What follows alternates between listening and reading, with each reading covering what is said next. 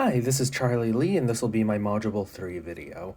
So this project was about building a bristlebot, and so the first question I had was, what is a bristlebot? Well, essentially what a bristlebot is it works by, well, vibrating, and in this case through a motor. The vibration needs to be conducted through something, so in this case the bristles of a toothbrush, right?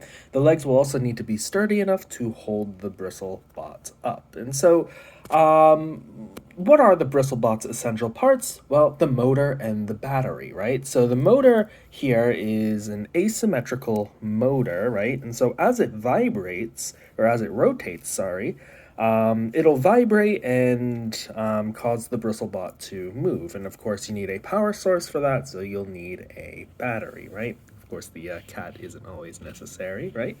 Uh, Lovely little kitty. So, what modifications can you make to the bristlebot? Well, given that it's so simple, there's a lot of modifications that you can do. And so, for one, I thought about the weight of the bristlebot. I actually thought the toothbrush might have been a little too heavy, right? So, I thought about changing up the material of the bristlebot. The battery, of course, could be changed for a better power source. The motor could be changed for more vibrational power. The material of the legs and how it contacts the surface of the table, right? Well, that'll certainly also change things. And so, what materials did I have for a redesign?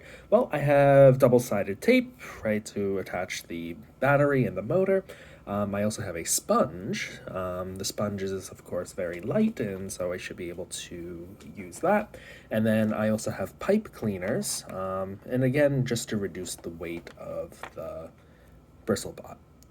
And so this is my redesigned bristlebot. And so what I've done is I've replaced the body with a little sponge, and I have given it some legs as pipe cleaners. And so when I was planning this, I wanted to make sure that the pipe cleaners were making good contact with the table. And so I got it pretty close, and I think it actually as you'll see when it vibrates, because this side is a little lopsided, it's actually going to circle around, but I actually think that's fine for this purpose. If I wanted to improve it, of course, I would just make sure that this side is making good contact with the table. And so I also improved the design by the contact point here isn't so clean, right? You need something to get it to stick, right? So I have a little bit of tape. So I'm gonna put some tape on to this, and now it has a little cape.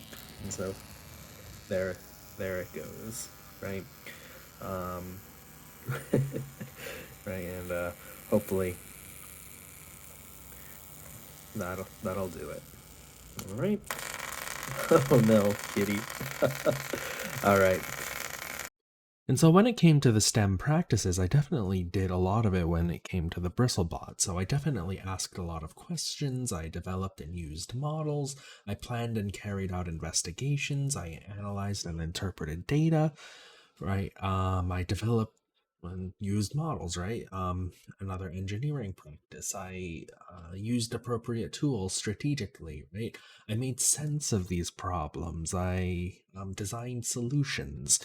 When it came to my Bristlebot, right, I changed the Bristlebot in such a way that I could test different variables about it. And in particular, I tested the weight and saw how that changed it.